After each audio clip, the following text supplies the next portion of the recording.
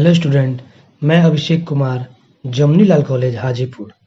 छात्रों, आज हम लोग अंतर्राष्ट्रीय राजनीति में चीन के अभ्युदय का महत्व एवं चीन की विदेश नीति के उद्देश्यों के बारे में चर्चा करेंगे। तो चलिए शुरू करते हैं। अंतर्राष्ट्रीय राजनीति के मंच पर आज अनेक कारणों से चीन का विशिष्ट महत्व है। आर्थिक सुधारों ने चीन को विश्व की एक बड़ी आर्थिक शक्ति बना दिया है। चीन में साम्यवादी व्यवस्था की स्थापना एक अंतर्राष्ट्रीय महत्व की घटना थी, जिसमें विश्व की राजनीति को गंभीर रूप से प्रभावित किया। इसके परिणाम निम्नलिखित हैं। नंबर 1, चीन की स्थिति पर प्रभाव। चीन में साम्यवाद के उदय का प्रभाव स्वयं चीन पर भी पड़ा। यद्यपि साम्यवादी क्रांति से पूर्व चीन की गणना विश्व की 5 महाशक्तियों में थी, लेकिन वास्तविक अर्थों में चीन एक महाशक्ति नहीं था। साम्यवादियों के नेतृत्व में एक शक्तिशाली और सुसंगठित चीन का उदय हुआ। आज अमेरिका और रूस के बाद तीसरी महाशक्ति के रूप में चीन का स्थान आता है। नंबर 2, अमेरिकी नीति की विफलता। साम्यवादी चीन की सफलता सुदूर पूर्व में संयुक्त राज्य अमेरिका की कूटनीति की बहुत बड़ी विफलता है। जापान की पराजय के बाद अमेरिका ने चीन तत्कालिक राष्ट्रवादी सरकार की बहुत आर्थिक और सैनिक सहायता की थी, परंतु इतनी प्रचुर सहायता के बाद भी चांग काई शेक साम्यवादियों से बुरी तरह हार गए, जिससे अमेरिका की प्रतिष्ठा को गहरा धक्का लगा। नंबर 3, नवीन शक्ति संतुलन। प्रथम विश्व युद्ध के बाद संसार का एकमात्र साम्यवादी देश सोवियत संघ था।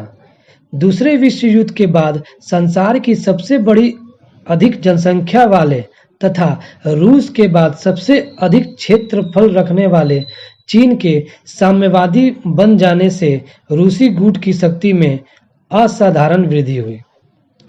चीन में साम्यवादी क्रांति ने साम्यवादी और पश्चिमी शक्तियों के मध्य एक शक्ति संतुलन स्थापित करा दिया।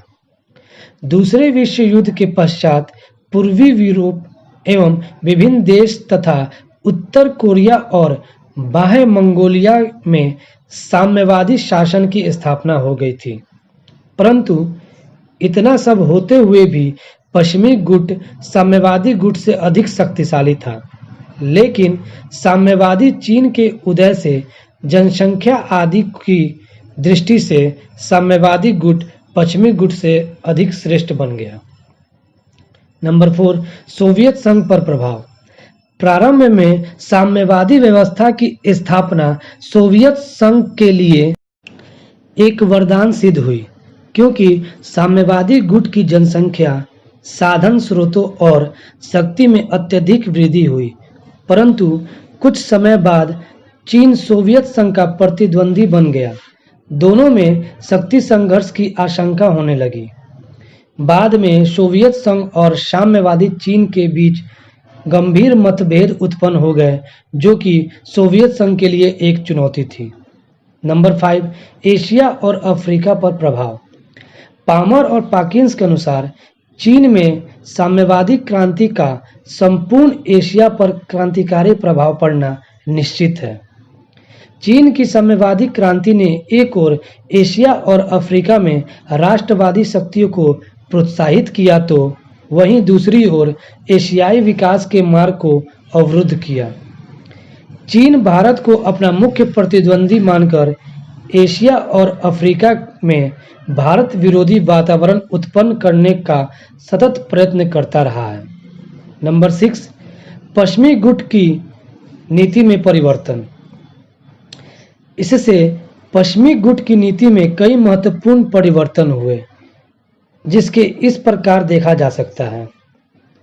1, एशिया में कम्युनिज्म के प्रचार को रोकने के लिए अमेरिका ने सैनिक संधि करने तथा सीटों बनाने की नीति अपनाई। 2, अमेरिका ने फार्मोसा में चांग सरकार की रक्षा को अपना उत्तरदायित्व मान लिया।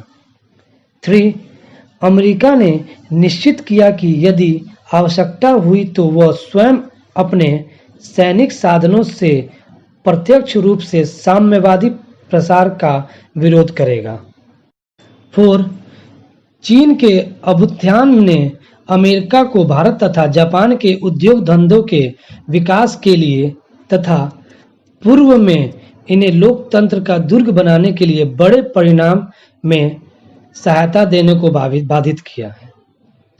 डॉक्टर हरीश कपूर के शब्दों में, विश्व राजनीति में शक्ति संपन्न देश के रूप में चीन का अभ्युदय एक रोमांचकारी घटना है।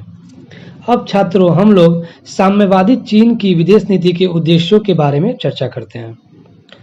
साम्यवादी चीन की विदेश नीति के उद्देश्य को ध्यान में रखकर इसकी नीति को 2 वर्गों में बांटा गया है। नंबर 1, राष्ट्रीय हित। इसका अर्थ यह है कि वह अपने देश के सभी पुराने प्रदेशों को साम्यवादी शासन में शामिल करना चाहता है। नंबर 2, विश्व के अन्य देशों से संबंधित, जिसका अर्थ है कि चीन अपनी राष्ट्रीय सुरक्षा के लिए एशिया से सभी पश्चिमी शक्तियों को निकालना चाहता है। साथ ही वह भारत, जापान को इस क्षेत्र में शक्तिशाली होने से रोकना चाहता है। उत्तरी कोरिया तथा वियतनाम को अपने देश की रक्षा के लिए बहुत आवश्यक समझता है और यहाँ किसी भी शक्ति का अड्डा नहीं बनने देना चाहता है। संक्षेप में, चीन की साम्यवादी सरकार ने अपनी विदेश नीति के निम्नलिखित लक्ष्य निर्धारित किए हैं। नंबर 1, चीन की स्वतंत्रता और अखंडता की रक्षा करना। 2, चीन को एक महाशक्ति बनाना। 3, एशिया में अपना प्रभुत्व स्थापित करना।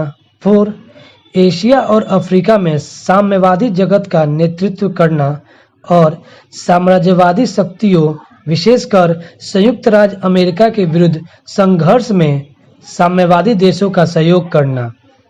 5, प्रवासियों चीनियों के हितों, अधिकारों, परिवार और संपत्ति की रक्षा करना।